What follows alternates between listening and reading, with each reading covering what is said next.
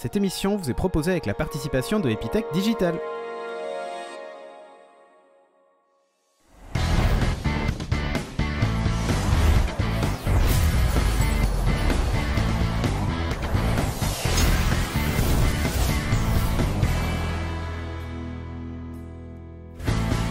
Bonjour à tous et bienvenue dans Pits, épisode numéro 148. Cette semaine, je suis avec Bertrand again.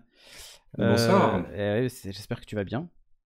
Très bien. Forcément, avec des nouveaux produits Apple, tu peux aller que bien. Ouais. Bon, c'est pas les produits que t'attends.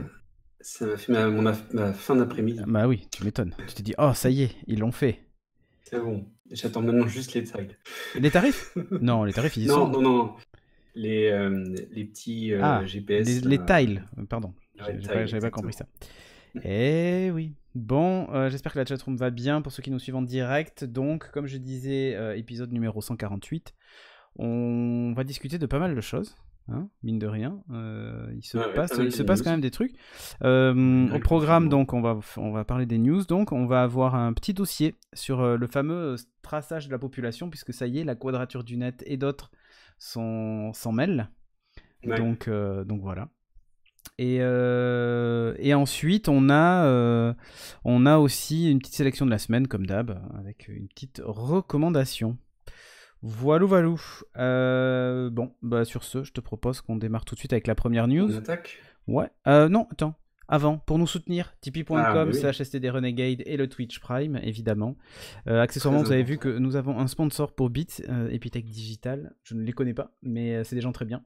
Est-ce qu'on m'a dit, hein, très bien. Ah oui, c'est vraiment des gens très bien. Voilà, qui nous soutiennent, donc n'hésitez pas à voir ce qu'ils font. Voilà. Vous avez le lien sous le player Twitch et on le mettra évidemment dans les liens aussi sur la vidéo sur YouTube. Sur ce, donc je disais, première news, OnePlus 8 et OnePlus 8 Pro. Tu as dû le suivre. Les annonces incroyables de nos amis chinois de chez OnePlus. C'était beau, merveilleux, enfin voilà. Le meilleur smartphone. C'est à peu près le meilleur smartphone de la planète, hein, s'il en est. On peut le dire aujourd'hui. Mais bon, non, en fait, pas vraiment. Enfin, pas vraiment. C'est pas non plus un smartphone complètement dégueulasse, hein, que les choses soient claires. Non, c'est bien quand même. C'est un bon compromis. Moi, je le trouve pas mal, très honnêtement, je le trouve pas mal. Snapdragon 865, 12 Go de RAM LPDDR5, du stockage en UFS 3.0, Wi-Fi 6, un nouveau moteur de retour haptique révolutionnaire, tout ça. Hein. Ouais. Double. C'est à tester, ça. Par contre, c'est dur de voir par un descriptif. Exactement. Double parleur, Dolby Atmos, hein, voilà, évidemment. Bon, au niveau des photos, je vais vous montrer un petit peu à quoi ressemble l'appareil, hein, parce que c'est assez important. Il est pas mal. Donc ça, c'est la version Pro. Alors, il y a peu de différences esthétiques. Enfin, c'est difficile de les discerner. Il n'y a qu'au niveau des couleurs, je crois, surtout qu'on le voit. Puisque voilà, le Pro va arriver en vert glacial green, comme ils disent, ultramarine blue et onyx black. Alors que ça, c'est le OnePlus 8 Pro. Et le OnePlus 8, lui, il a une couleur spéciale. Le interstellar, je sais plus quoi. Enfin, voilà. D'accord. Un truc un peu chelou. Bref, tu sais, cette espèce de rose glacial, voilà. Et oui. Pourquoi pas. Et oui. Bon, au niveau des appareils, il y a une particularité. Donc sur le Pro, on a un écran AMOLED de 6,78 pouces, c'est très précis. En QHD+, donc quasiment de la 4K. 120 Hz. 240 par contre pour la partie touch de l'écran, c'est un rafraîchissement à 240 Hz comme sur les iPad Pro. 130 nits donc de luminosité, donc 1300 nits pardon de luminosité, c'est assez énorme. En fait, en gros, ils déclarent eux-mêmes que c'est le meilleur écran du marché. Bon, ils n'allaient pas dire que c'est le plus nul, hein. Mais en même temps, je pense qu'ils sont pas très loin de la vérité. En plus, ils ont rajouté un truc qu'on désactive sur toutes les télévisions du monde, c'est le MEMC, Fluid Motion. C'est en gros, si vous regardez une vidéo en 30 fps, vu que l'écran est en 120, il va calculer les images intermédiaires et vous donner le fameux effet sitcom comme on a sur les télévisions. Au niveau de l'appareil photo, il dispose de 4 capteurs, mais alors attention, il y a une particularité, c'est que il y a un des capteurs qui n'est pas celui que vous pensez. Donc on a un téléobjectif de x3, alors ils disent qu'il est hybride. Ils disent qu'il est hybride, donc Hybride, ouais, c'est-à-dire alors il fait du x3 en hybride et du x30, si je dis pas de bêtises, en numérique. Alors l'hybride, je pense que c'est un mix de optique et numérique. Ils doivent faire ça comme ça. C'est celui qui est un petit peu sur le côté au-dessus du flash. Yes. Voilà. Et les trois alignés, vous avez un 48 mégapixels. Sony avec un capteur qu'ils ont retravaillé avec Sony pour rendre tout ça optimisé software et hardware. Merci Arnaud Lulu pour ton Twitch Prime. On a aussi donc une caméra. Alors c'est un ultra grand angle, hein, donc comme ce que vous pouvez retrouver par exemple sur l'iPhone et d'autres. Vous avez le capteur principal qui est le même, sauf qu'en fait il n'a pas les mêmes lentilles, il ouvre pas tout à fait pareil. Et il est stabilisé alors que l'autre l'est pas, le ultra grand angle. Et le dernier, c'est une color filter caméra, c'est un truc particulier. Si par exemple vous prenez une photo de paysage en extérieur, vous pouvez éliminer le vert et il va vous le mettre en gris par exemple, ou vous voyez. L'idée c'est de faire des effets artistiques un peu sympathiques. Donc voilà, c'est comme ça, c'est un choix de la part de OnePlus d'intégrer cette techno-là. À noter quand même qu'il dispose donc comme on disait du Snapdragon tout ça, il a une batterie de 4510 mAh, c'est costaud, franchement c'est costaud, donc vous tiendrez la journée easy. Il dispose en plus de la Warp Charge 30T et la Warp Charge 30 wireless, donc en gros c'est du 30 watts pour les deux, dont un 30 watts sans fil, donc c'est assez costaud. Il charge hyper vite, après il chauffe mais il charge hyper vite. Pour le OnePlus 8, le pas Pro, donc vous enlevez l'objectif color machin, vous enlevez le téléobjectif, donc vous avez un ultra grand angle 16 mégapixels, la caméra principale reste la même que le OnePlus 8 Pro, et une caméra macro. Voilà, donc là vous avez si vous voulez la macro, vous pouvez pas l'avoir avec le Pro, hein, mais vous l'avez avec le OnePlus 8 classique. Ils ont fait des choix. Ils ont fait des choix. Sinon après, rien ne change, sauf que il n'a pas la charge sans fil, le 8, si je dis pas de bêtises. Donc voilà. C'est surprenant, ça n'a pas la charge sans fil. En tout cas, c'est pas pendant la presse, ça c'est issu de la presse, je l'ai pas vu. Ouais. Donc voilà, il a une batterie de 4300 mAh, et là d'ailleurs ils l'ont pas mis dans le récap, donc bonne question. Tu vois par rapport à l'autre, hop, je te montre là. Ouais, voilà, effectivement. Là, ça n'y est pas. Donc voilà. Alors je vais peut-être louper, alors peut-être que ça y est, je dis une bêtise, mais dans leur présentation, en tout cas, ça n'y était pas. Ouais, non, mais. Après, au niveau des.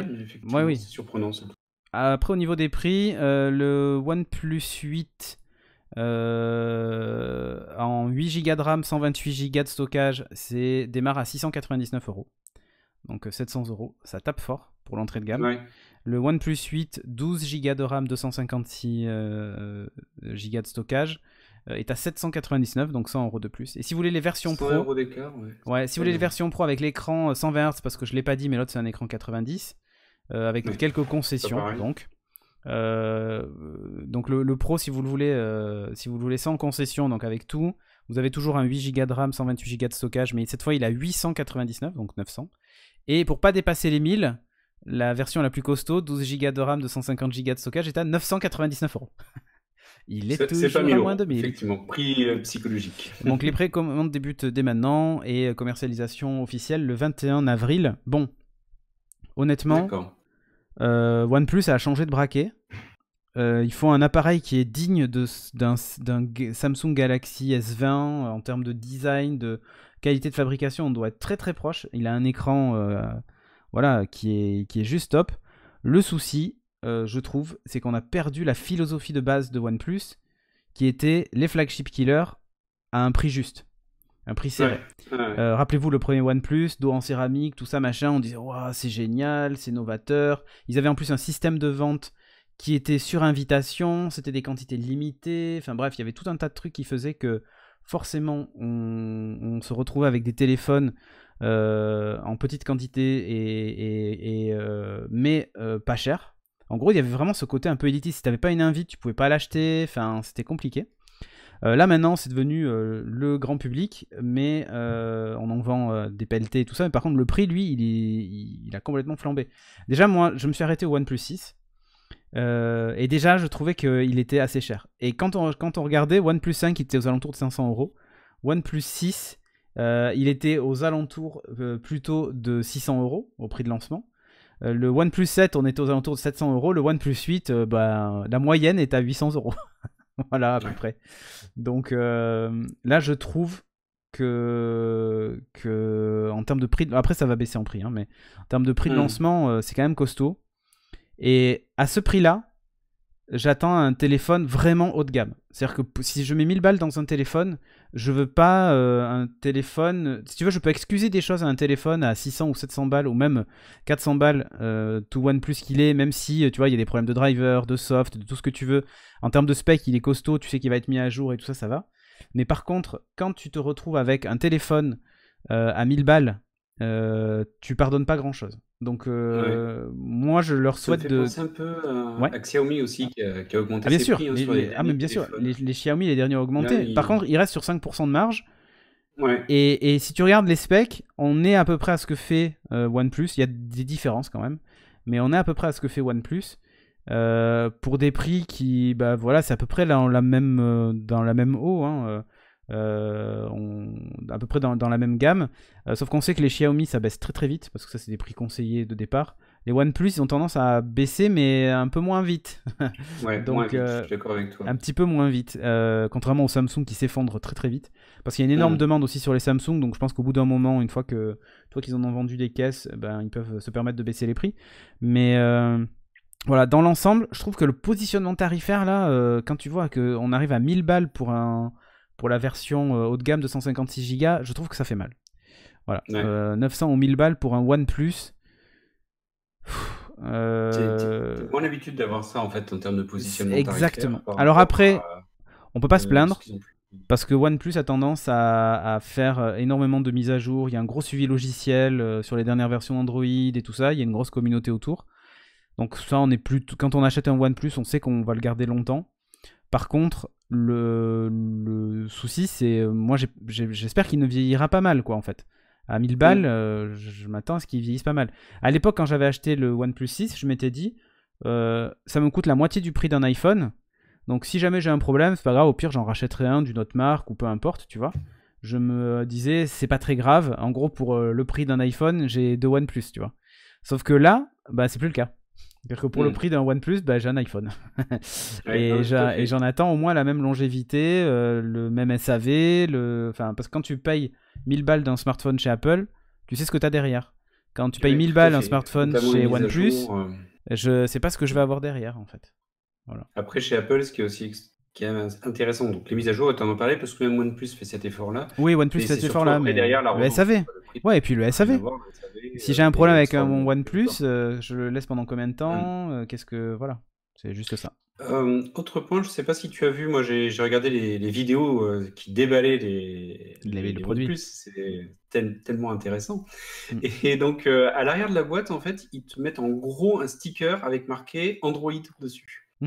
Donc avec marqué à l'intérieur Android intégré ou je sais pas quoi exactement. Oui, en fait. Et c'est quand même un joli. Alors oui et non. Attention, il y a une explication. Parce que pour moi c'était par rapport à Huawei en fait. Non, parce qu'en fait Xiaomi aussi le fait. Ah, mais je préfère. C'est en fait c'est Google qui le demande. D'accord. C'est Google qui le demande de mettre en avant la marque Android. Voilà. Ça fait partie des recommandations. En fait, avec genre, t'as toujours une phrase maintenant qui est genre avec toute la puissance de Google ou je sais plus quoi, avec tous les services Google intégrés, machin. C'est pas vraiment un tacle à Huawei. Ça peut être interprété comme ça, mais c'est le hasard du calendrier. Maintenant, c'est une spec obligatoire. Voilà, c'est une spec obligatoire. D'ailleurs, OnePlus est associé aussi avec Google pour Stadia. Il est d'ailleurs aussi Alexa Ready. Alors, t'as entendu? D'accord. C'est bon. J'ai pas suivi. Voilà. Donc, oui, c'est Valorant derrière moi. Tout à fait, Mister SP. Donc, voilà. Il est prêt pour tout ça. Il intègre les services Google. Il va bénéficier de toutes les dernières avancées Google. Vous aurez les mises à jour rapidement sur les OnePlus. Voilà. Ça, c'est clair. Ouais. Quand je parle de longévité, Gozdragon, je parle du matériel. Je parle pas que du soft. Voilà. C'est juste ça. Bon, Ok. news suivante. On va parler enfin d'un truc intéressant. Non, je déconne. Vu qu'on est dans les annonces de téléphone, on va parler de l'iPhone SE qui vient d'être annoncé, là, il y a quelques heures avant ce live. Et cet enregistrement d'émission. Donc, devinez à quoi? Eh ben, la rumeur avait raison, il ressemble exactement à l'iPhone 8. Enfin, c'est form factor en gros de l'iPhone 6 depuis le 6. Sauf que il a le dos en vert, tout ça, donc c'est des iPhone 8 tout bête. Alors, il se trouve que j'ai un iPhone 8 avec moi, comme ça, je vous le montrerai tout à l'heure. Voilà. Et effectivement, c'est exactement pareil. C'est un iPhone 8. Le logo de la pomme est centré à l'arrière. Oui, voilà. Ouais, en fait, ça, c'est la dernière tendance. C'est ce qu'ils ont fait avec l'iPhone 11. À cause de ce gros capteur, et du coup ils se sont dit on va tous les mettre au milieu. Ça sert à quoi? Ça sert, tu vois, les gens qui ont des housses avec un trou à l'arrière pour le logo, eh bien ils sont obligés de changer de housse. S'ils avaient un iPhone, oui. Alors il doit y avoir des petites différences, tu vois, d'emplacement d'appareil photo, de flash, parce que si tu avais ton ancienne coque d'iPhone 8, il faut bien que tu rachètes la coque d'un iPhone SE, si tu changes pour un SE par exemple. Bon, l'intérêt premier de ce produit-là, c'est que c'est un téléphone pas cher, je mets des guillemets, mais pas cher. Pas cher version Apple. Voilà, pas cher version Apple. Alors, qu'est-ce qu'il a dans le ventre? Énormément de choses. Puisqu'en fait, on va retrouver en fait tout ce qui se fait dans l'iPhone 11. On a même une puce A13, comme l'iPhone 11 Pro, enfin tout pareil. Touch ID, il n'y a pas de Face ID forcément, puisqu'on est sur l'ancien form factor, le form factor avec les deux bandes en haut en bas. Il est Wi-Fi 6, Bluetooth 5. Ouais. Wi-Fi 6, ça c'est top, je trouve. Il bénéficie parce que là on est sur les dernières normes. Ah oui, il bénéficie de True Tone, toutes les fonctionnalités en fait que vous pouvez espérer d'un iPhone 11 par exemple. En termes de caméra, c'est la même chose par contre que l'iPhone 8. C'est 12 mégapixels à l'arrière, 7 à l'avant. Il y a un mode portrait. Tu as dû perdre ta batterie d'écouteur, je pense, ou je ne sais quoi. Moi je t'entends très bien, Bertrand. Et donc du coup, on se retrouve... Il va me parler. Vous entendez, il tape au clavier. Non mais ça vient de chez toi, je pense. Ça vient de tes écouteurs. Donc, du coup, je disais, la caméra est identique à celle de l'iPhone 8. Enregistrement stéréo, tout ça. IP67. Donc voilà, en termes de... Il résiste à tout ça. La puce A13... Donc je le disais, l'écran LCD 4,7 pouces, pas de Face ID, 64, 128 ou 256 Go de stockage, double SIM avec l'eSIM, recharge sans fil. Bref, tout est là pour un... Les caractéristiques ressemblent à... Si tu regardes pas l'écran, tu vois rien, tu te dis ah, ils ont lancé un nouvel iPhone Pro, enfin iPhone 11. Sauf que 11, voilà, sauf qu'on est sur l'écran LCD, il y a des compromis de fait et tout ça. $399 aux US, 489 chez nous. Donc hop, je vous montre la petite fiche tarifaire. Elle existe donc en 3 couleurs. Le 128 Go, je sais plus combien c'est de plus, mais c'est écrit sur la fiche, je sais pas si vous arrivez à lire. Et vous avez la version 256 Go qui est à 600 et quelques quoi. Donc voilà, alors c'est pas que le design Nico Poppy de l'iPhone 11 qui coûte 500 €, puisqu'il y a Face ID, un écran OLED, enfin c'est pas le même appareil, il y a... enfin honnêtement. Donc, remarque l'iPhone 11, non, je dis une bêtise, c'est l'écran Liquid Retina, donc c'est un écran LCD amélioré, qui n'est pas dans celui-ci. On n'est pas sur de l'OLED. Exactement, on n'est pas sur de l'OLED. Alors pas de Face ID parce qu'en fait il a encore l'ancienne webcam en façade. Il y a quand même le mode portrait, tout ça qui est présent. Il y a le mode portrait des deux côtés aussi, ça c'est assez intéressant. Parce qu'ils le font logiciellement cette fois. Par contre, on va voir ce que ça va donner vu qu'il n'y a qu'un seul, un seul objectif, surtout à l'arrière, donc ça risque d'être un peu limité. Je vous remontre juste un iPhone 8 voilà. De l'époque. C'est le même, avec la pomme en haut en fait. Voilà, sauf que la pomme est au milieu cette fois. Et donc on retrouve le Touch ID ici. Moi le Touch ID, je pense que ça c'est pas forcément une mauvaise idée en tout cas de laisser ce Touch ID versus du Face ID. Alors prendre un 8 c'est pas mieux, Rusher, parce que le 8 n'a pas de Face ID. Hein. C'est exactement la même chose que ça. Je pense que tu confonds. Pour moi, il faut pas prendre un 8 avec cet iPhone SE. Et derrière, il est plus dans la gamme, si je dis pas de bêtises, le 8 n'est plus dans la gamme. Et il est moins cher, exemple, et il est mieux. C'est ça. En fait, je sais pas si en refurb le 8 à combien est-ce qu'il sort, mais même s'il a 50 € d'écart, il faut prendre Ah non, il faut celui-là. prendre Parce que là, celui-là. on a du Wi-Fi 6, on a une puce à 13, et ensuite, il faut pas Bluetooth oublier qu'on 5. aura les mises à jour pendant beaucoup plus longtemps que sur le 8. Exactement. Et la Ils 13, viennent c'est sortir. même mieux que ce que j'ai dans mon 10S Max. Ouais. Donc voilà. Après, il faudra voir au niveau de la batterie, parce que dans ce que j'ai cru comprendre, la batterie était celle du 8 avec une puce A13. Eh oui, mais la 13 est moins Ça me fait un gourmande. peu peur. Eh ben non, Ouais, parce que la 13 est moins gourmande en énergie. ouais, c'est vrai qu'ils avaient Donc, optimisé. eh ben oui. Donc, du coup, c'est pas un souci. Ah oui, alors c'est sûr que si tu trouves un 8 à 350 € Rocher, bien sûr, prends un 8 à 350 €. Sauf qu'en fait, tu vas pas en avoir beaucoup des 8 à 350 €. Tu vas peut-être en trouver quelques-uns, mais peut-être dans les premiers temps, mais je suis pas certain que tu en aies beaucoup à 350 € des 8. Voilà. Et là, tu es à 489 et tu as donc le dernier processeur de chez eux. Enfin, voilà, tu es tranquille, quoi. Tu es tranquille Et sur ça. surtout Alors, les mises à jour, on ne se pose pas de questions pendant 5-6 ans au lieu de partir avec oui. 3 ans de retard. Oui, c'est ça, c'est ça. Donc voilà, beaucoup moins énergivore et tout ça. Le Pros, hein, évidemment, on est sur les dernières générations.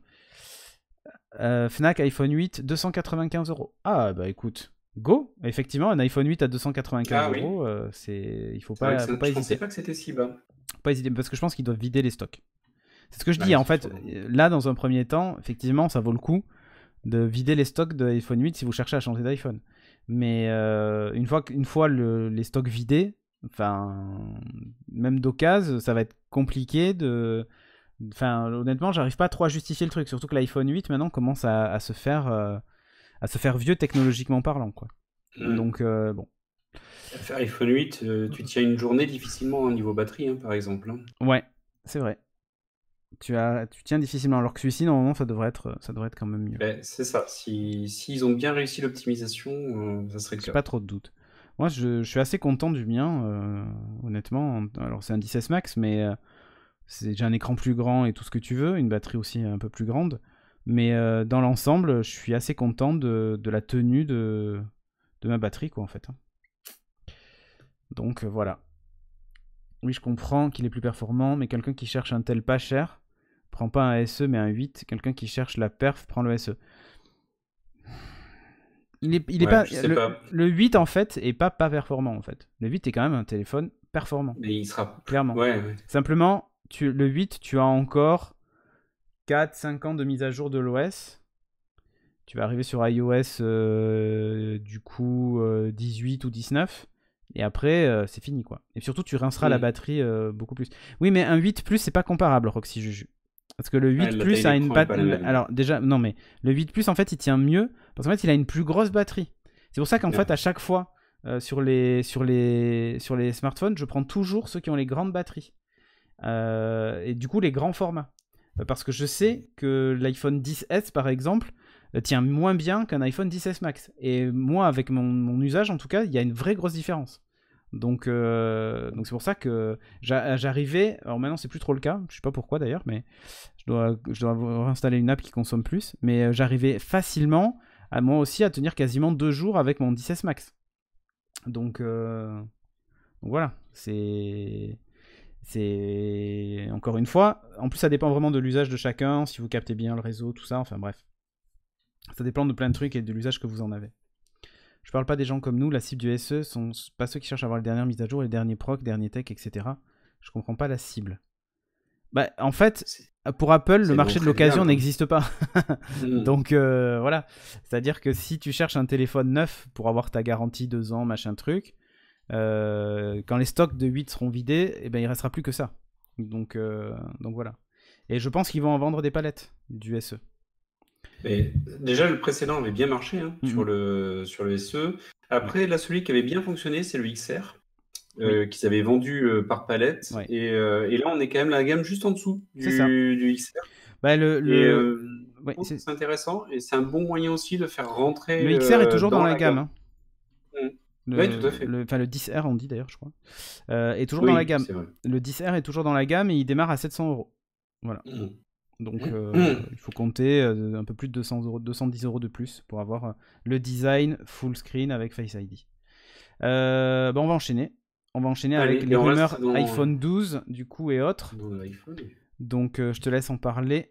Oui, c'était. Donc là, on est vraiment sur des rumeurs, donc on verra bien. Hein, mais donc, la question que l'on avait, c'était est-ce que ça se rapprocherait un petit peu de l'iPad Pro? Ouais. Et comment, sur l'iPad Pro, bien via le capteur photo en fait de l'iPad Pro, donc le carré, sur lequel on viendrait rajouter également le lidar que l'on a sur l'iPad Pro. Il y a du sens. Hein. Oui, voilà, je pense aussi que ça sera le cas en fait.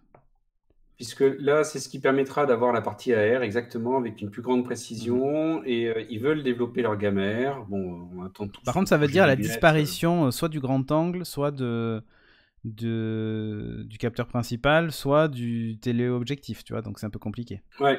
Mais, ou alors, ils arrivent à le placer quelque part au milieu. Enfin, je sais pas. Il faut voir. Mais en tout cas, ça fait partie des possibilités qu'il pourrait y avoir.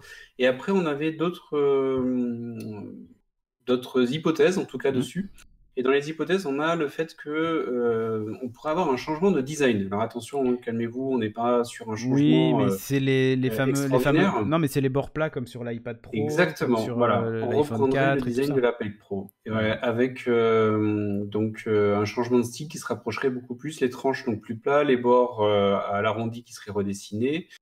On aurait une encoche plus fine. Donc plus fine et peut-être un peu moins large, donc, mais on ne serait pas sur la disparition de l'encoche. C'est vrai que j'aurais voulu que ce soit le cas.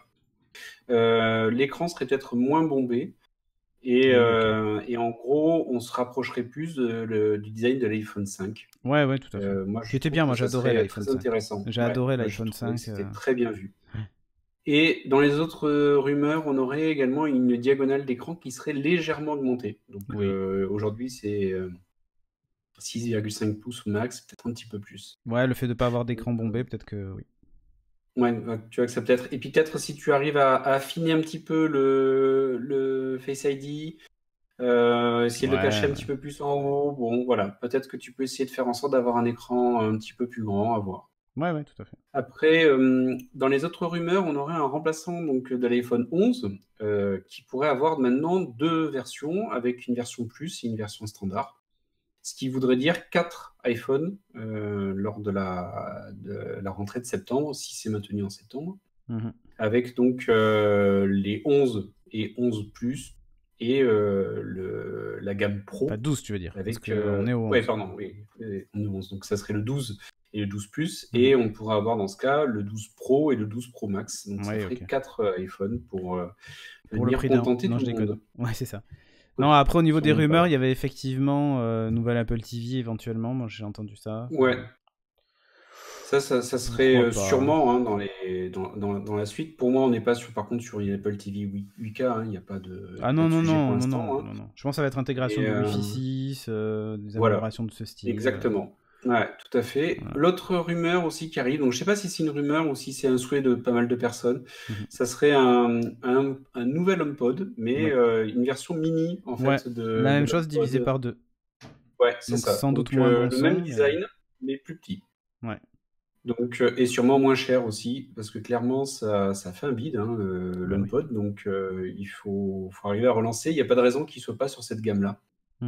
Ensuite, on aurait des nouveaux MacBook Pro. Bon, ça, on s'attend notamment le 13 pouces, qui commence à être vieillissant maintenant. Peut-être le 14 avec les bords fins, comme le 16. Ouais.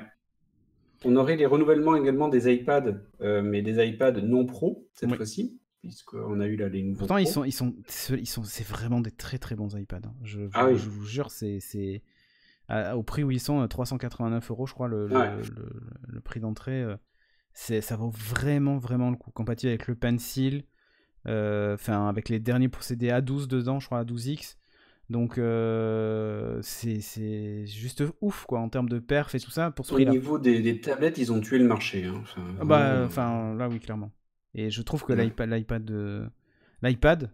est la meilleure tablette quoi. Point.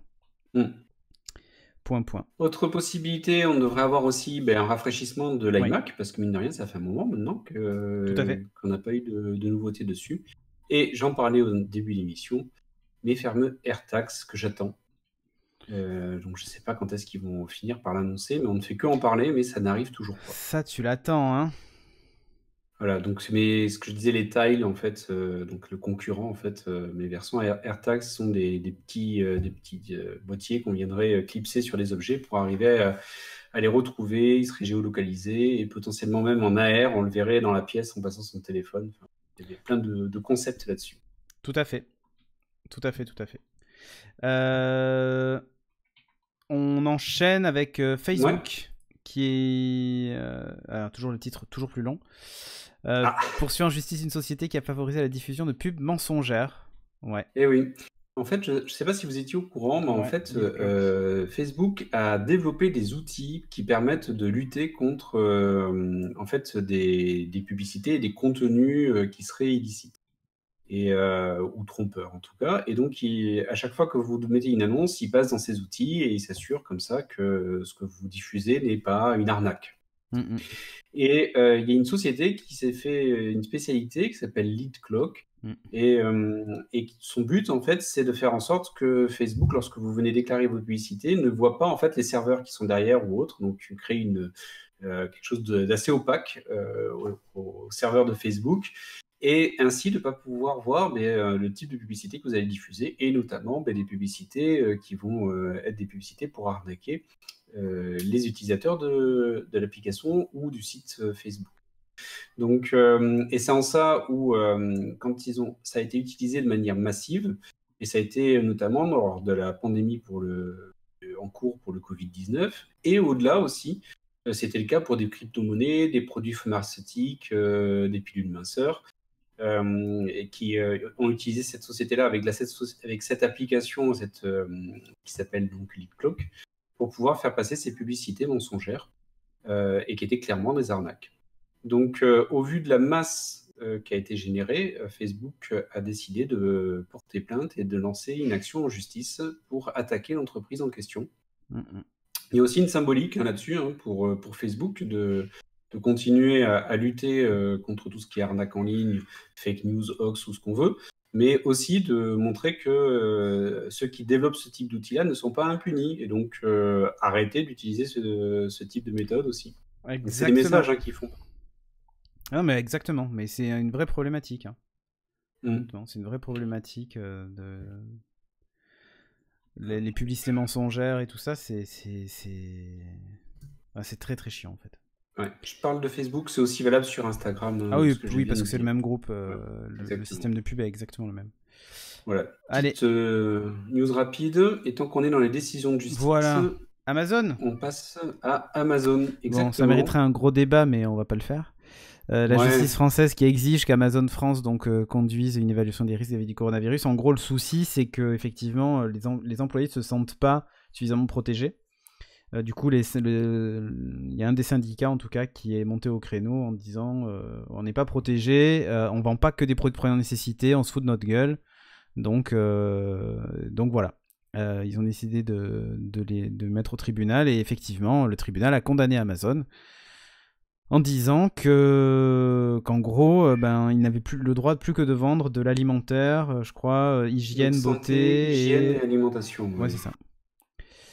Exactement. Et effectivement, en fait, ils demandent à Amazon une évaluation des risques vis-à-vis donc du coronavirus. Donc, ils leur disent pas c'est fini, vous ne pourrez plus en vendre pendant tout le confinement. Non. Par contre, c'était une évaluation des risques. Voilà, mais en attendant.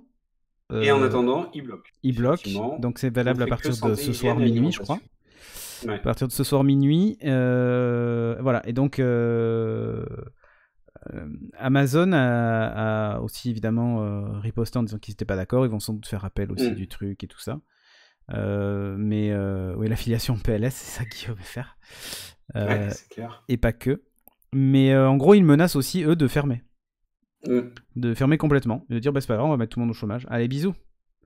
Donc, vais-je avoir le dernier colis ? Écoute, il n'est pas expédié, Rusher, donc, mais peut-être que oui. Alors après, il faut distinguer, là on parle bien que ce qui est dans les entrepôts Amazon, donc expédié par Amazon, tout ce qui est expédié par la marketplace d'Amazon, là par contre continue, puisqu'on n'est pas au niveau des salariés d'Amazon. Ouais, mais dans ce cas-là, est-ce que la Fnac et Darty continuent à vendre que des produits de première nécessité ? Bah oui, non mais tout à fait. Voilà. Après, sur les produits, ils ont donné un pourcentage, donc il reste à Oui, ils vérifier, disent qu'il y a que... mais ils parlent quand même que c'est 90% des commandes qui ne sont pas dans santé, hygiène et alimentation, autrement dit, des commandes considérées comme des produits de première nécessité. D'accord, mais dans ce cas-là, la règle est un peu compliquée.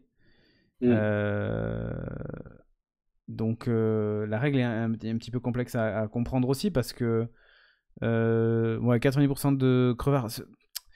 Les gens qui vont chez Carrefour faire leurs courses, alors ils achètent sans doute certainement plus d'alimentaire et de trucs de première nécessité, mais pas que. C'est-à-dire que des gens achètent des jeux vidéo, des smartphones, peu importe en fait de quoi faire, je sais pas, des plantes chez eux ou j'en sais rien. Enfin bref, il n'y a pas que ça. Donc il y a cet aspect, encore une fois, je trouve, deux poids, deux mesures. LDLC, par exemple, continue à expédier ses colis.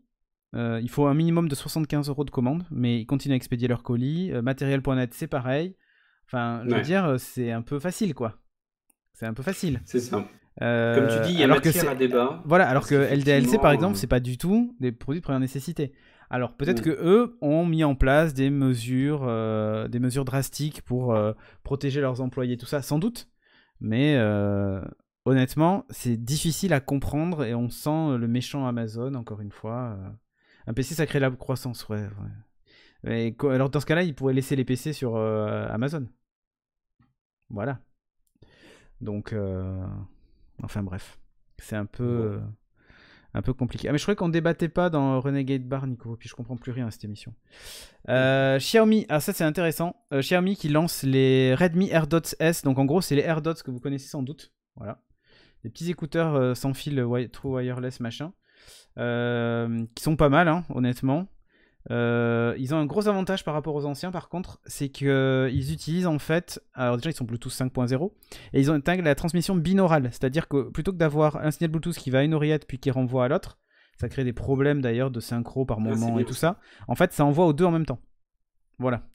Donc ça évite les problèmes d'appairage et compagnie, une latence réduite et tout, enfin la totale. Donc ils ont une nouvelle puce Realtek qu'ils ont mis dedans, compagnie, enfin bref. En Chine actuellement, ils sont vendus à... Ça, c'est bien ça. 13 €. Ça, c'est une bonne chose, effectivement, 13 € pour avoir une bonne synchro. 13 €. Voilà. Ah, j'avais pas le prix. En Chine, 13 €. Alors, un peu en noir pour le moment. Mais pour 13 €, honnêtement, ça donne envie de les prendre. Bon, seulement, c'est des intra-like, donc moi, ça me pose un souci. Mais c'est des écouteurs pas chers du tout. Donc, je vous remonte le truc, hein, mais ça fait vraiment ça. C'est 10 fois moins cher que des AirPods. Et en plus, ils sont pas mal. C'est-à-dire qu'en termes d'autonomie et tout, ils sont vraiment top. Cette dernière mise à jour est vraiment sympa. Donc voilà. C'est pas les mêmes que les tiens, Poppy, parce que c'est la nouvelle version, celle qui corrige justement tous les problèmes de bugs, de latence d'image, tout ça, machin, enfin bref. Donc voilà. Bon, là, vraiment intéressant. Ah bah clairement, donc clairement très intéressant. Alors en France, sans doute que sur Amazon, quand ils auront le droit d'en revendre, vous allez les retrouver aux alentours d'une vingtaine d'euros, peut-être 25 €. Ils vont doubler de prix avec les taxes, tout ça machin, mais ça reste hyper bon marché, même à hyper ce intéressant. ça reste super intéressant. Hein. Si la qualité de son est au rendez-vous, parce que c'est quand même ça qu'on entend en premier, et le binaural dessus, c'est vrai que c'est super intéressant. Exactement. Bon, on enchaîne avec un truc pas cher aussi, le Raspberry Pi. Ouais, exactement. À 5 €. Raspberry Pi, donc hop, je vous montre là. Petite carte bien pratique. Mais tout le monde a des Raspberry Pi à la maison, des Pi double. Enfin, ça c'est les petits. Hein, ça, c'est le Raspberry Pi 0, celui-là. Pi 0, c'est vraiment le préciser. Ce sont les Pi 0 qui sont à 5 €. Ils sont pas tous à 5 €. Et donc, le but, c'est quoi? C'est la fondation Raspberry Pi qui va augmenter la production de ces nano-ordinateurs, et parce que c'est une piste qui est envisagée pour alimenter les respirateurs artificiels qu'ils sont en train de concevoir. C'est ça. Et donc on sait qu'il y a Tesla, par exemple, qui est en train d'en créer un à partir de ces pièces de voiture. Oui. Et là, l'idée, ça serait d'utiliser ça, voilà, en tant que contrôleur. Ça pourrait faire fonctionner un respirateur artificiel sur des fonctions simples. Et donc, selon le CEO de Raspberry Pi, il pourrait augmenter son volume de production, qui est actuellement de 192 000 unités à 250 000. Vendu 5 €, extrêmement peu cher, donc en fournisseur officiel en France, hein, je parle bien, on est mais c'est 5,50, quelque chose comme ça. Et on a un cas concret qui existe déjà en Colombie, puisqu'on a une publication de la BBC du 13 avril, avec un respirateur artificiel qui a été conçu par un ingénieur en robotique et qui est en train qui va être testé dans les hôpitaux de Bogota. C'est Et parfait. donc son but, c'est d'utiliser Raspberry Pi et d'autres éléments simples à trouver, voire de l'impression 3D, pour pouvoir réaliser des respirateurs. Et Exactement. comme tout le monde manque de respirateurs, tous les pays en manquent aujourd'hui, ben, toutes les bonnes idées sont bonnes à prendre. Je vous montre en gros la photo. Voilà. Et voilà, tout petit contrôleur là, et qui pourrait servir dans ce cas-là Ouais, c'est vraiment bien. pour les respirateurs. Moi, je trouve que ce sont des super idées. Ouais, et c'est voilà, en temps de crise, on voit un petit peu des petites innovations sympathiques Ouais. comme ça apparaître en utilisant des petits trucs existants et tout ça. Enfin bref, moi je trouve ça vraiment cool. Allez, on va du côté de Marseille et pas pour le pour professeur terminer Raoult et la sur, chloroquine. Hein. Non, pour terminer sur nos news. Ah, c'est bon, ça rentre. Ouais, ça Donc, paralysé, Marseille paralysé par un ransomware en fait Oui. au niveau de la métropole de Marseille et qui envisage un retour à la normale qu'au mois de mai, de fin mai, pardon. Mhm. Donc, de quoi on C'est parle? costaud, Donc, en hein. mars, on a le Centre gouvernemental de veille, d'alerte et de réponse aux attaques informatiques, donc le CERTFR, qui indiquait qu'on a plusieurs collectivités locales françaises qui sont victimes d'un rançongiciel particulièrement féroce. Donc ça ne se contente pas à la France, hein, puisque c'est également constaté sur tous les continents, aussi bien dans les organisations publiques que privées. Mais c'est vrai que jusqu'à présent, c'était plutôt des grandes entreprises qui étaient Oui, visées. exactement. Des grandes entreprises ou Voilà, des hôpitaux en ce moment. Crise du coronavirus, ouais, ça y va aussi. tout à fait. Là, j'en ai pas parlé, mais c'est un vrai sujet malheureusement sur les hôpitaux. Et donc les entreprises plutôt fortunées qui ont besoin de retrouver rapidement accès à leurs données et qui se retrouvent à payer des sommes pour pouvoir avoir les clés de décryptage En Bitcoin. En Bitcoin exactement, d'avoir les clés de décryptage de leurs données, puisque le but c'est crypter les données et faire en sorte que seul avec la clé on puisse les décrypter et récupérer l'accès à ces données. C'est ça. Donc c'est un changement de stratégie chiffré qui d'ailleurs, s'opère. je dis crypté, mais c'est chiffré en fait. Oui, tu as raison. Attention, hein, soyons précis. Hein. Ouais. Pas que Donc c'est donc un d'ailleurs. changement stratégique qui s'opère en fait, et c'était ça que je voulais vous remonter, puisqu'ils s'en prennent maintenant à des organisations gouvernementales. La méthode, alors ils ont pas communiqué sur la méthode, je suis pas sûr qu'ils l'aient trouvée, ou peut-être qu'ils ne le disent pas. Mais Stéphane bosse ça dessus. serait Vraiment. ça serait des attaques par... C'est vrai, Ah sérieusement? oui, Orange Cyberdéfense bosse dessus, donc voilà. Donc, ça serait des attaques par force brute sur des comptes donc Active Directory ou des consoles de supervision, hein, qui seraient le moyen d'entrée, et suivi ensuite des téléchargements des identifiants mots de passe d'accès, et après, eh bien, on vient lancer les logiciels. Donc, ce qu'il faut voir quand même, c'est que ça pénalise. Et là, aujourd'hui, en fait, par exemple sur Marseille, c'est tout ce qui est accès à la compta, en fait, c'est un détail. le logiciel de comptabilité qui est bloqué, hein, tout simplement. Et ce qui s'est dit aussi, c'est que vu que c'est crypté via des logiciels forts, mais avec des chiffrés de manière forte, on ne peut pas revenir en arrière sans avoir le code. Donc, c'est vraiment extrêmement pénalisant. Et même avec tous les meilleurs moyens possibles, on ne peut pas arriver à décrypter et chiffrer ces données-là. Et non. Et comme dit Rocher, oui, ça marche encore le force brute en 2020. Sur des mots de passe trop simples. Donc, renforcez vos mots de passe. Et en ces périodes de confinement où, justement, il y a des hausses des attaques, soyez prudents et ne succombez pas non plus à la facilité peur, hein, parce ou à la que peur. vous êtes des particuliers, donc il n'y a pas de raison que vous soyez piratés. Non, il y a pas mal d'arnaques en ce moment là-dessus. Quand même, faites attention sur tout ce qui est société, il faut faire très attention. Voilà, faites attention avant d'ouvrir vos mails. Cliquez pas sur n'importe quoi, et ainsi de suite. Justement, en ces temps, comme tu dis, il faut rester protégé. Eh bien, justement, on va parler de protection de population avec le traçage de la population par Stop Covid. C'est le dossier de ce soir. D'ailleurs, on aurait dû faire un sondage. Je vais le faire quand on va en parler. Ah oui. Je te laisse expliquer vite fait. Peut-être déjà le système de pistage co-construit par Google et Apple ou pas, ou tu veux que je... Oui, moi je peux juste te dire rapidement, parce que ce qui était intéressant, c'est que les deux se mettent sur le sujet et proposent un système de pistage qui est co-construit avec un système par Bluetooth. Donc moi je trouve ça intéressant. Ça veut dire qu'à chaque fois qu'on a un téléphone qui vient être dans une portée Bluetooth de notre téléphone, ils vont s'échanger on va dire un identifiant unique, en tout cas. Mhm. Donc, il n'échange pas vos données personnelles, mais un identifiant permettant de faire un lien avec votre device. Et ça va être stocké sur les serveurs derrière. Et ça va faire en sorte qu'on va pouvoir savoir, dans un historique, une profondeur de X jours, qui a été en contact de qui, via l'historique de ces échanges d'identifiants Bluetooth de proximité. Voilà, pour essayer de faire simple, n'hésite pas à compléter. Non, mais en fait, c'est exactement ça. C'est-à-dire qu'on est face à une problématique de respect de la vie privée qui est complexe. Du coup, en fait, le système de traçage, en fait, c'est pas un système de traçage des utilisateurs. En fait, on va enregistrer les contacts que vous avez eu avec d'autres utilisateurs sur les 14 derniers jours, sans récupérer comment s'appelle de données de géolocalisation. Voilà. En gros, vous installez l'app, ça va générer un ID unique. Cet ID unique va être transféré sur un serveur qui gère l'application pour en gros vous identifier anonymement. Mais quand je dis identifier anonymement, c'est qu'il n'y a aucune info, à part juste un ID qui a été généré par un téléphone, mais on ne sait pas que c'est le téléphone de Cédric, sauf si on fait une demande auprès d'un opérateur, éventuellement, machin et tout ça, mais c'est pas du tout le but. L'objectif est pas du tout ça. L'objectif est vraiment juste de récupérer cet ID, et à chaque fois que je vais croiser des gens, mon téléphone va enregistrer localement, et pas sur un serveur, localement, les autres ID des gens que je croise de façon anonyme, donc je sais pas non plus qui c'est, je ne peux même pas les voir sur mon téléphone, c'est pas du tout le but. Et si je tombe malade, je vais chez un médecin, le médecin me dit eh bien écoutez, on va récupérer tout votre backlog des 14 derniers jours des gens que vous avez croisés, et on va leur envoyer une notification comme quoi vous êtes positif si je suis positif.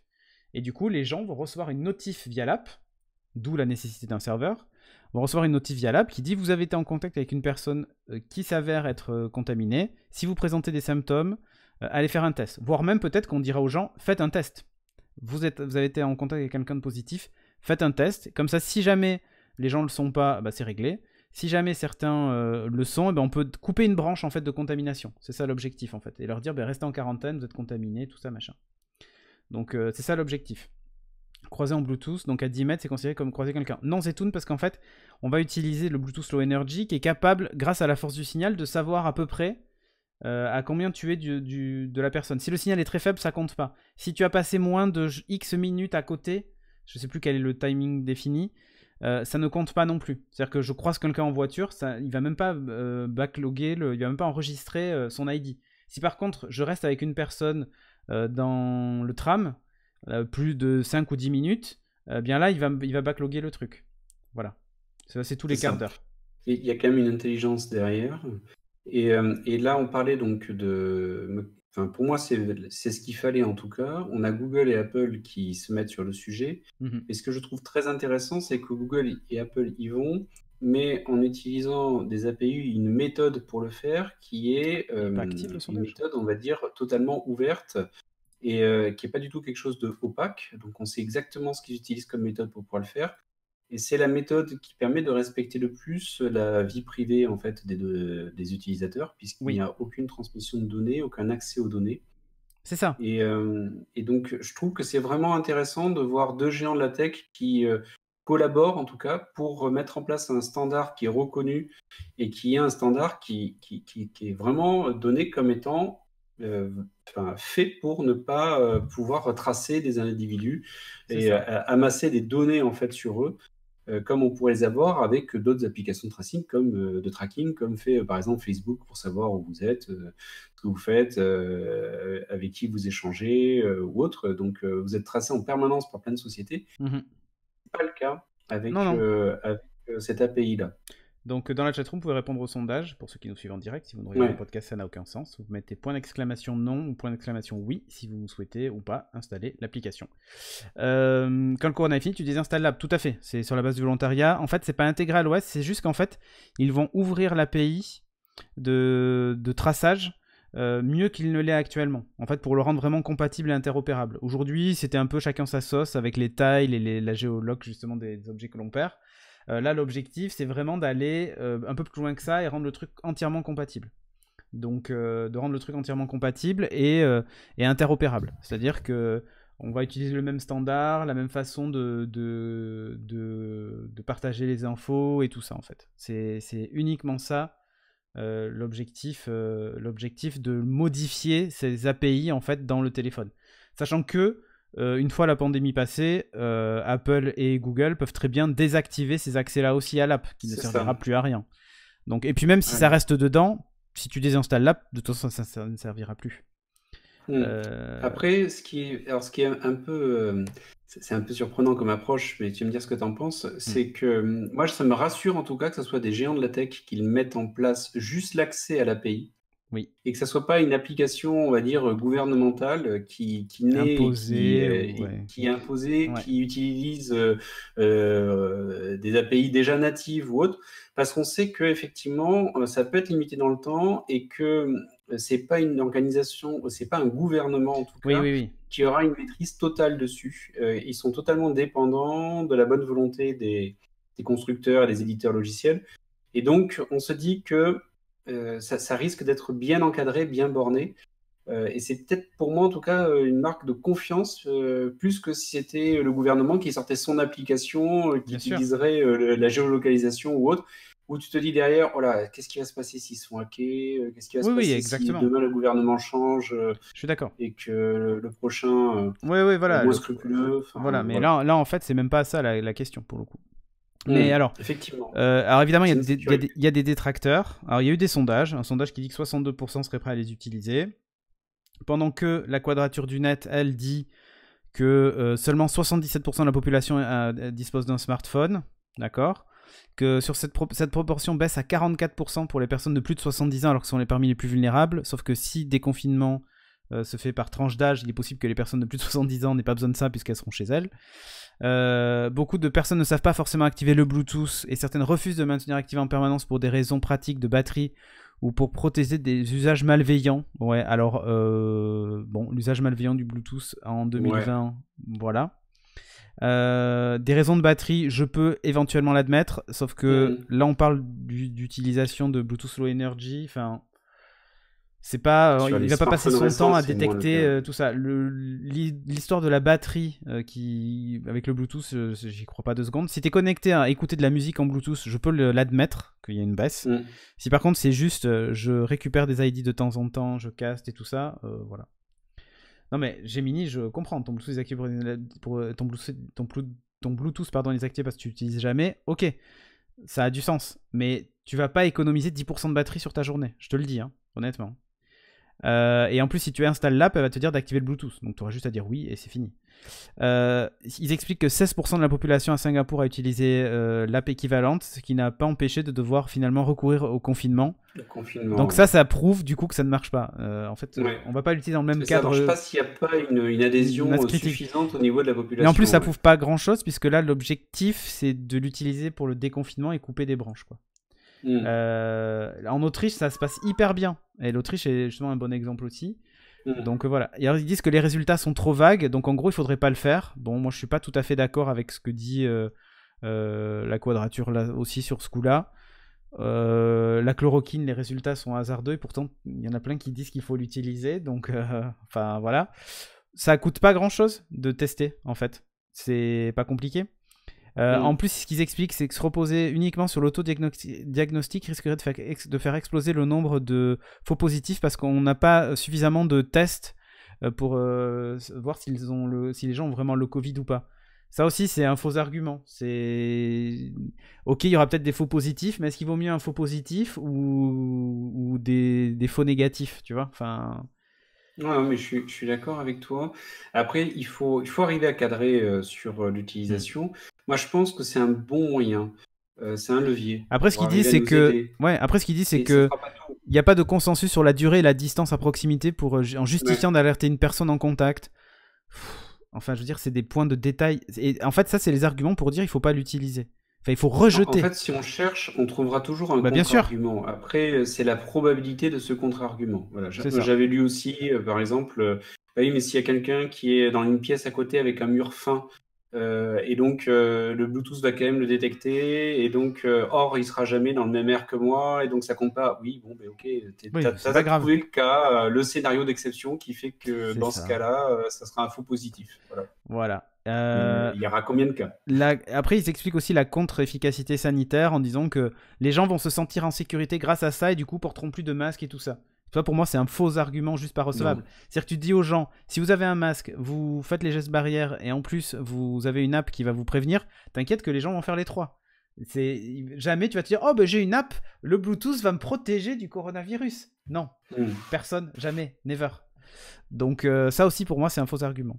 Après, ce qu'ils expliquent, c'est qu'il y a des libertés qui du coup sont inutilement sacrifiées, hein, peut-être des discriminations. Alors là, ils font des plans sur la comète. Pour moi, c'est pas bon. La surveillance, voilà, ce qu'ils expliquent, c'est qu'il y a une partie qui va être surveillée, enfin bref, incompatible avec la notion juridique d'anonymat. Évidemment, l'identifiant est unique, donc l'anonymat n'est pas à 100% respecté. Mais dans les faits...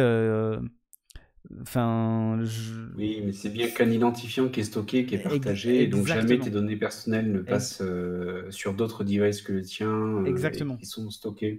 Exactement. Alors évidemment, en gros, on va accepter de partager sa position. Mais moi, ce qui me fait rire, c'est qu'il y a la moitié de la population française qui a laissé la géologue sur son Facebook. Bien sûr. Là, les données, autant vous dire qu'elles ne sont pas du tout utilisées pour vous protéger du coronavirus. Quand vous recevez une alerte qui vous dit... c'est largement revendu derrière. Hein. Ah mais bien sûr. Et en plus, on vous le vend en vous disant, oui, s'il y a un attentat, vous pouvez venir vos proches, tout ça. Mais en fait, rien du tout. Donc bon. Après, ça fait aussi la suite. Là, je suis pas d'accord avec toi, Nico Gopi. Ils perdent pas toute la crédibilité. Là, il y a un discours politique. C'est juste ça. Ils sont dans de la politique. Si par contre, on reste sur la solution technologique, on y est. Mais là où il y a un problème, c'est qu'ils expliquent que. Alors ils disent acclimatation sécuritaire, en gros ils vont nous habituer à ça, hein. Bientôt on va avoir une puce avec des vaccins et tout ça. Le solutionnisme technologique, hein. L'application renforce la croyance aveugle dans la technologie et la surveillance comme principale réponse aux crises sanitaires, écologiques et économiques. Alors là, on n'a jamais dit que c'était le cas, on ne croit pas de façon aveugle dans la technologie pour nous sauver du coronavirus. Seulement, si demain, c'est une intelligence artificielle qui trouve le médicament qui va nous sauver du truc, bizarrement, on ne sera pas contre l'idée, en fait. Donc, c'est un moyen, c'est un outil. Et on n'a jamais dit que c'était une croyance aveugle là-dedans. Ouais. Je comprends un petit peu les sceptiques, mais surtout sur ce qu'on a vu suite aux attentats, par exemple, où il y a eu des dérives, et des dérives de surveillance de masse, surveillance généralisée, y compris dans des États démocratiques. Bon, je pense qu'on a eu largement les éléments avec ce qu'a pu montrer ne serait-ce que Snowden, hein, par exemple. Et donc depuis, c'est vrai qu'on a tous peur dès qu'on dit oula, une application qui va nous tracer, qui va nous retrouver. Mais là, c'est vraiment extrêmement différent par rapport aux autres applications. Encore une fois, si c'est vraiment bien tout ce qui a été décrit. Hein, bien sûr. Donc si c'est vraiment ce qui a été décrit, on n'est pas du tout dans ce qui se fait avec les grandes oreilles aujourd'hui, qui ont été développées et qui sont largement plus liberticide que ce qui est proposé là. Là, il n'y a vraiment pas de données. Et par contre, ce qui sera très important, ça sera vraiment de le limiter dans le temps. Et de dire que cette application, on ne va pas la laisser brancher au cas où, et puis continuer à l'utiliser au cas où pendant 5 ans, 6 ans. Enfin, non. Là, effectivement, là, ça serait inquiétant et préoccupant. Je vous montre quand même. On en a besoin 4-6 mois. Bien sûr. Je vous montre vite fait quand même l'infographie de Stop Covid. Donc, je vais enlever le sondage pour que vous la voyez mieux. Ouais, qu'on y voit mieux. Voilà, en gros, c'est ça leur comment s'appelle leur infographie pour résumer le propos. Donc, ce qu'ils expliquent, c'est qu'effectivement, ça sera pas efficace si il n'y a pas une majorité de la population qui l'adopte. Et pour eux, de base, c'est déjà biaisé parce que les plus de 70 ans représentent que 44%. Enfin bref. Il n'y a que peu de tests, donc en gros, beaucoup d'autodiagnostics, donc les résultats seront inexploitables pour eux, donc on ne pourra pas déclarer que quelqu'un est positif et tout ça, enfin bref. Le sentiment de sécurité est illusoire, c'est-à-dire enfin libre, c'est bon, on a une app et du coup on n'a plus besoin des gestes barrières. Ça pour moi c'est un vrai argument fallacieux, mais bon. Une zone stop Covid obligatoire, personne n'a dit ça. Et donc ils disent, si l'application devient nécessaire pour aller dans certains lieux, le consentement ne sera plus libre. Il n'a jamais été question de ça en fait. Jamais. Donc là, on fait des plans sur la comète. C'est pareil. Si on demande à ce que l'application soit installée pour payer moins d'impôts ou je ne sais quoi, enfin tu vois, si on peut faire des plans sur la comète avec des si. Donc là pour moi ça c'est pareil, c'est ok. Je pense aussi ce qui inquiète c'est ce qu'a fait par exemple la Chine ou autre sur leurs mais applications. d'accord, mais là on est du tout la même mais approche. ça n'a rien à voir. Donc on est en train de faire un parallèle qui n'a pas de sens. Qui n'a pas de sens, exactement. Mesures liberticides prises en urgence, voilà. Bon, ok. Préparer le terrain pour faire accepter la technopolis. Hein. Caméra dans les rues, drone, application de tracking et après bientôt reconnaissance faciale. Je pense que, ok, il faut des garde-fous, mais là on est en train de parler d'un truc qui n'a absolument rien à voir avec ça. Et pour moi, il faut pas en avoir peur. Voilà. Pour moi, il faut pas en avoir peur et même bien au contraire. Je pense sincèrement que c'est une application qui sera plus qu'utile. Donc n'hésitez pas à voter, comme on le disait avec le sondage. Hein. Point d'exclamation oui dans la chatroom ou point d'exclamation non. Si vous nous regardez sur YouTube, ben répondez oui ou non dans les commentaires. Tiens, comme ça on pourra faire une stat aussi par rapport à YouTube. Ça pourra toujours être sympathique. Bon, on résoudra pas le problème. De toute façon, il manque encore quelques détails sur cette appli qui devrait débarquer dans pas très longtemps. On en saura plus bientôt. Mais moi, je suis plutôt favorable à ça. On va passer à la sélection de la semaine. Allez. Sélection de la semaine, et c'est toi qui as choisi un petit truc, on va aller assez vite. Mais oui. Un casque. C'est ça. Alors c'est vraiment. Alors là, on n'est pas sur les casques de gamer du tout. Hein. Donc là, on est sur un casque de télétravail, on va dire. Ah, voilà. Donc, hop. Donc je vous montre à quoi il ressemble. Wow. Voilà. Donc on est sur ce type de casque là, puisque avec le télétravail, moi j'en faisais un petit peu avant, mais là, forcément, j'en fais pratiquement toute la journée. Et je me retrouve à avoir les écouteurs filaires de mon iPhone dans les oreilles. Et au bout d'un moment, c'est vrai que force à force de le mettre, eh bien, ça commence à faire mal à l'intérieur des oreilles. C'est ça. Donc, j'ai essayé de trouver autre chose et j'avais besoin aussi de mobilité. Et en même temps, j'avais besoin d'une bonne qualité au niveau du son. Donc, hop, je vous montre là. Donc, j'ai commandé celui-là. Je vous mets le lien. J'ai trouvé ça sur Amazon, même si vous ne pourrez pas vous le faire livrer. Vous ne pourrez pas vous le faire livrer, voilà. Mais là, en fait, donc c'est un casque donc sans fil. Hop, donc ça, c'est sa petite base pour pouvoir le poser. Hop, je le soulève comme ça. Ok, quand il se pose, il se charge, je suppose. Hein. Et quand il se pose, il se charge. En plus, c'est magnétique. Donc, oh, c'est beau. Ouais. Hop, donc ce qui fait que je peux le retourner. Et là, c'est le fait. Ah, la magie. Bon. Et donc, celui qui trouve direct sa place et direct, il se met à charger en étant bien positionné. C'est hyper pratique. Donc, moi, j'ai une hyper bonne portée. Donc, je peux me déplacer de pièce en pièce sans avoir besoin de faire suivre mon téléphone avec moi. Surtout, et c'est ça qu'on attend, une très bonne qualité du son avec un micro donc, qui s'ajuste en hauteur qui fait gauche-droite. Donc, vous pouvez changer d'oreille. Tu peux changer d'oreille si vous en as marre. Et vous pouvez bien l'orienter comme vous le souhaitez. Et en tout cas, par rapport à tous mes collègues, ils m'entendent très bien, donc tant mieux, ça marche bien. L'appairage est hyper simple, j'ai un petit bouton sur le côté, je laisse appuyer et puis ça s'appaire. J'ai les boutons plus-moins, mais ça n'a pas fonctionné pour moi avec mon iPhone, il m'a pas baissé le volume. Mais bon, c'était pas trop ce que je cherchais, donc c'est pas grave. Ok, c'est la copie chinoise de Jabra, dit Roxy Juju. Oui, possible. Ouais, c'est possible, voilà. Ouais, les Jabras sont pas donnés. Hein. Ah oui, Jabra, c'est très cher. Donc, pour moi, tout est bien. La seule chose c'est qu'après plusieurs heures de réunion, vous voyez que là, le petit coussinet est quand même petit.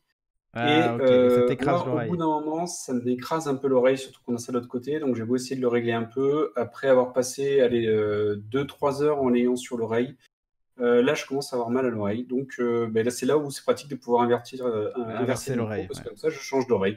Donc, je fais l'oreille droite le matin, l'oreille gauche l'après-midi. Voilà. Et c'est bon.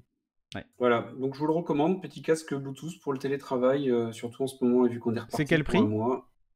C'est vrai que je n'ai pas donné le prix, et j'ai pas cliqué sur le lien, mais... Je viens de me le dire. Je vais cliquer sur le lien. 49,99 € en ce moment. Ouais, je l'avais vu un tout petit peu moins cher. Ah, 43,99. 43, pardon, oui. Ouais, 43,99 et j'avais dû l'avoir à 39, quelque chose comme ça. Ouais, ok. Bah ouais, c'est sûr que versus les Les 280 € de chez Jabra, voilà. Ouais. Après, j'ai pas de doute sur le fait que la qualité de l'appareil Jabra soit vraiment meilleure. Et peut-être la durabilité aussi. Et sans doute aussi. Mais au moins, il vous tiendra tout le mois de mai. Et c'est quand même ça l'essentiel. Ouais. Bon, on a terminé l'émission. Pour nous retrouver sur les internets, @Cédric Bonnet pour moi sur Twitter et @BertrandInnov pour toi. N'hésitez pas à nous soutenir sur tipeee.com/STDRenegade et si vous avez Twitch Prime, n'hésitez pas à vous abonner. Comme l'a fait par exemple Zetoun pendant la durée de l'émission. Ça nous soutient et c'est top. Le sondage, effectivement, eh bien, on est 70,8% à répondre oui sur allez-vous l'installer et 29,2% à répondre non. C'est à peu près. Vous êtes un peu au-dessus de la population française. La population, pas française, la population qui. Le sondage qui a été fait de 61 ou 62%, je crois, de population française qui était prête à l'installer. Donc voilà. 62%. Ouais. 62%, voilà. Donc vous êtes un petit peu au-dessus. Parce qu'on est des connaisseurs tech. Ouais, c'est possible, c'est possible. Et là, pour le coup, ça serait un score honorable si c'était le cas dans la vraie vie. Je suis sûr que si ça donnait des vies à Candy Crush, il y aurait beaucoup plus d'installations. Donc voilà, je profite pour remercier... c'est une piste. Hein. J'en profite aussi pour remercier aussi notre sponsor Epitech Digital, donc l'école de la transformation numérique. N'hésitez pas à aller voir ce qu'ils font, vous avez le lien en bas. Merci à eux et si vous voulez en savoir plus sur Studio Renegade, studiorenegade.fr pour la suite des programmes, les émissions et tout ça, vous avez l'agenda, tout ce qu'il faut pour voir quand est-ce que vous pouvez nous retrouver, comme par exemple demain matin pour la matinale Morning Tech Review, soyez là de 8 à 9 tous les jours et puis voilà, vous avez aussi le Renegade Bar, vous avez plein d'émissions et il y aura un débattard dans pas longtemps sur le revenu universel, donc si c'est un sujet qui vous intéresse, le 24 avril à 21h sur la chaîne. Voilà, je fais mon teasing. Sur ce, merci à vous.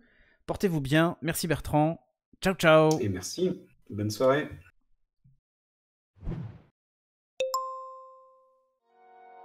Cette émission vous est proposée avec la participation de Epitech Digital.